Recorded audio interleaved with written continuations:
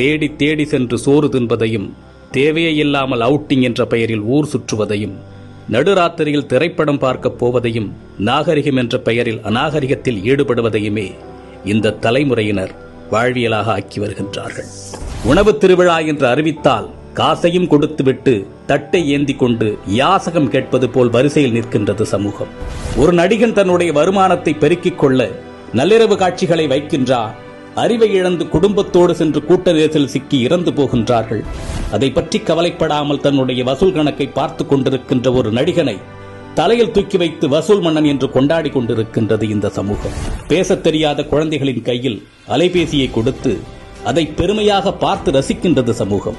இரவு 2 மணிக்கு மிட்நைட் பிரியாணியை குடும்பத்தோடு சென்று சாப்பிடுவது கௌரவமாகிவிட்டது. நீங்கள் உங்கள் குழந்தைகளுக்கு உணவு கொடுக்கவில்லை, ஸ்லோ பாய்சன் கொடுக்கின்றீர்கள். உங்கள் தலைமுறையை மலடாக்குவதற்கு மருந்து கொடுத்துக் கொண்டிருக்கின்றீர்கள். பிள்ளையை பெற்ற பெற்றோர்களே, நம்மில் பலர் பிள்ளைகளை உருவாக்கவில்லை, நிறைய வருமானம் கொடுக்கும் ஜெர்சி மாடுகளை உருவாக்கி கொண்டிருக்கின்றோம்.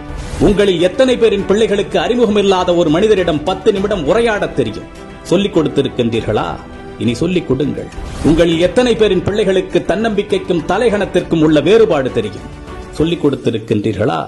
இனி சொல்லிக் கொடுங்கள். உங்களில் எத்தனை பேரின் பிள்ளைகளுக்கு நம் தாய்மொழியில் தமிழில் தொடர்ந்து ஒரு 5 நிமிடம் பிற மொழி கலவாமல் பேச தெரியும்?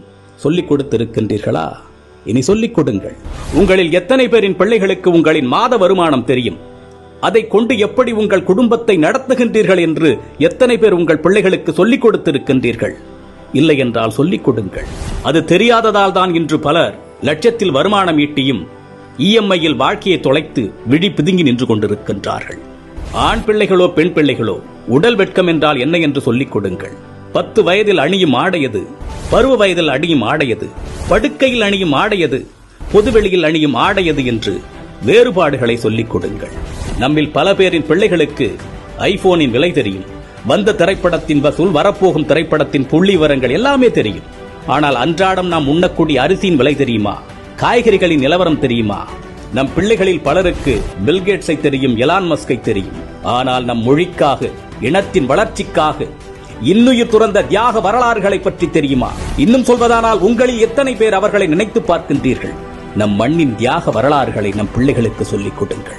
எப்பொழுதுமே உறவுகளை எதிரிகளாக மட்டுமே கட்டமைத்து அவர்களின் மூளைகளில் ஏற்றிவிடாதீர்கள்.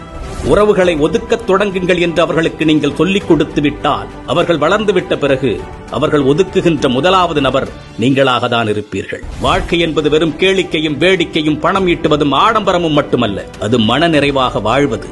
அது எப்படி என்று குழந்தைகளுக்கு கற்றுக் கொடுங்கள். இந்த மனித சமுதாயத்திற்கு பெற்றோர்களாகிய நீங்கள் செய்யக்கூடிய மிகப்பெரிய கடமையே உங்கள் பிள்ளைகளை அறம் சார்ந்த பிள்ளைகளாக, அறிவார்ந்த பிள்ளைகளாக உருவாக்குவதுதான். அறிவு என்பது படித்து தெரிந்து கொள்வதல்ல, ஏடுகளில் இருந்து நாம் அறிந்து கொள்வதல்ல. நாம் கற்றுக்கொள்ளுகின்ற அத்தனையும் நமது புத்திக்குள் இறங்கி அது என்னவாக வெளிவருகின்றது என்பதை பொறுத்ததுதான் அறிவு.